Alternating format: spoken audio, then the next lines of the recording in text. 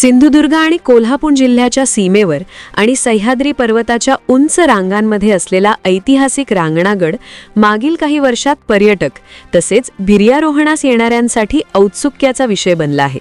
सिंधुदुर्गातील कुडाळ तालुक्यातील नारूर या गावातून या रांगणागडावर जाण्यासाठी पर्यटकांना वन विभागाकडून विशेष सुविधा देण्यात येत आहेत। दरवर्षी या गडावर हजारो पर्यटक भेट देत असून यामुळे सिंधुदुर्ग जिल्ह्यातही पर्यटन वाढीस चालना मिळत आहे। रांगणागडावर जाणाऱ्या पर्यटकांसाठी सिंधुदुर्ग वन विभागाने नारूर या गावाच्या पायथ्याशी प्रवेशद्वार बनविले आहे।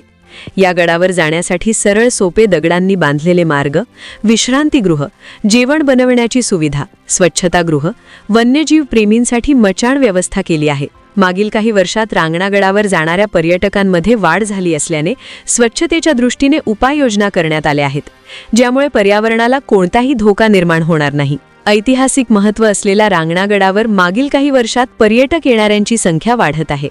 येथे येणाऱ्या पर्यटकांना सुविधा देण्यासाठी नारूर गावात होमस्टे निर्माण केले असून गडावरही पर्यटकांची राहण्याची आणि जेवणाची सोय स्थानिक नागरिकांच्या माध्यमातून करण्यात आली आहे।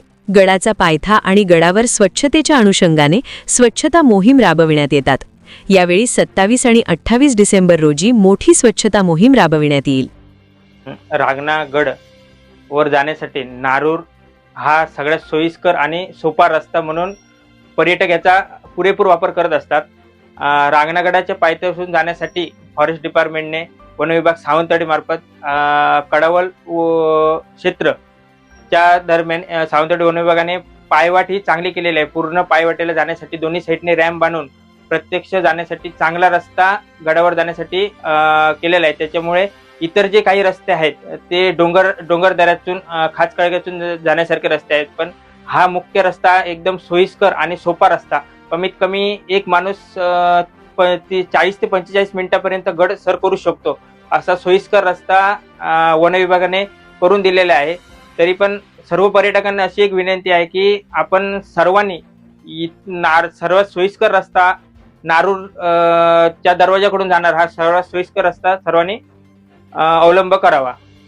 फॉरेस्ट डिपार्टमेंट तर्फे इथे पर्यटकांना विश्रांतीसाठी उंच मनोरे, बसण्यासाठी बेंच आणि जागा बसण्यासाठी असे छप्पर करून केलेली जागा इथे पर्यटकांनी केलेल्या आहेत। तसेच सध्याच काही दिवसापूर्वी इथे रांगणागडाच्या पायथ्याशी एक दुर्मिळ सापाची प्रजाती इथे आढळलेली आहे आणि त्याची संशोधकांनी नोंद केलेली आहे। असं दुर्मिळ साप फक्त आपल्या रांगणागडाच्या या खोऱ्यात भेटलेला आहे। तसेच या ठिकाणी आपला जो राष्ट्रीय प्राणी मानला जातो शेकरू हा मोठ्या प्रमाणात इकडे आढळतो। तसेच वाघ आणि इतर बटरफ्लाय पक्षी, आपल्याला विविध पक्षी जे आपल्या परिचयात नसतात असे पक्षी आपल्याला इथे या निसर्गरम्य परिसरात ट्रेकिंग करताना अनुभवता येतात।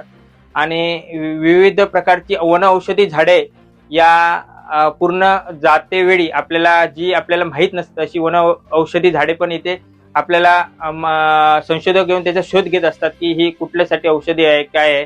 असे अनेक प्रकारचे निसर्ग संपत्तीने नटलेलं असं हे नारूर गाव, विविध वन्य प्राणी असेच वन्य प्राण्यांचा वावरही आपल्या नारूर गावात गडाच्या पायथ्याशी जाताना दिसून येतो। जय शिवराय। माझं नाव किशोर सरनोबत। छत्रपती शिवाजी महाराजांच्या पदस्पर्शाने पावन असलेला रांगणा किल्ला उर्फ प्रसिद्ध गड आणि या किल्ल्याच्या पायथ्याशी असलेला निसर्ग समृद्ध असा नारूर गाव, या गावचा मी रहिवासी आहे आणि मी रांगणागडावरती टुरिस्ट गाईडचं काम करतो। त्याचबरोबर संपूर्ण सिंधुदुर्गमध्ये टूर ऑपरेट करतो आणि रांगणागडावरती सध्या पर्यटकांचा ओघ जास्त आहे, कारण या रांगणा किल्ल्याला अनन्यसाधारण असं महत्त्व प्राप्त झालेलं आहे।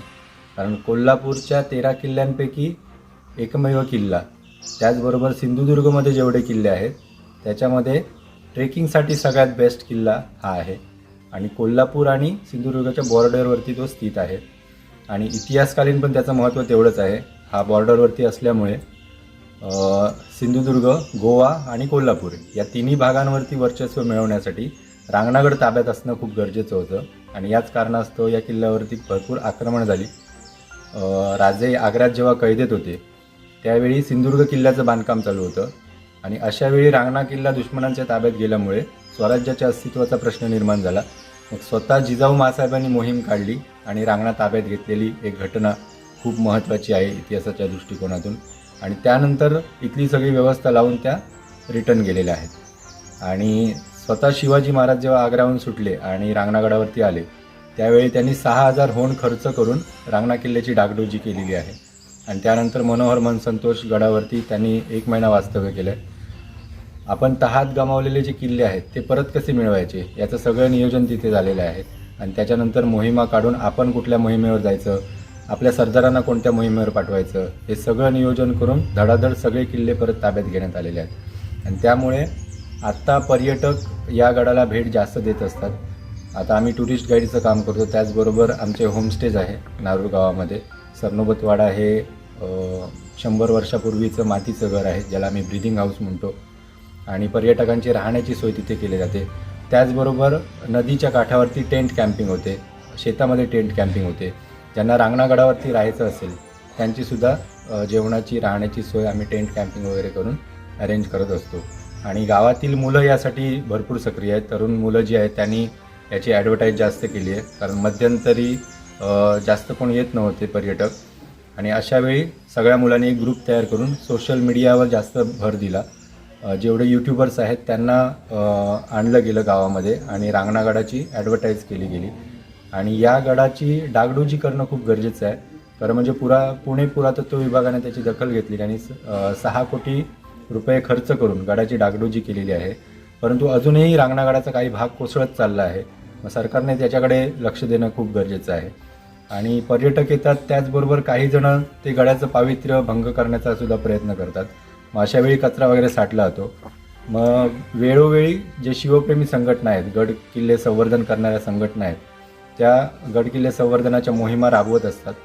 आणि आता येत्या 27 आणि 28 डिसेंबरला रांगणागडावरची सगळ्यात मोठी मोहीम, स्वच्छता मोहीम होणार आहे. आणि याच्यामध्ये राजा शिवछत्रपती परिवार, त्याचबरोबर सिंधुदुर्गमधील जेवढ्या शिवप्रेमी संघटना आहेत त्या सगळ्या संघटनांना एकत्र करून जवळपास 3,000 ते 4,000 मावळे रांगणागडावरती स्वच्छतेसाठी उपस्थित असतील.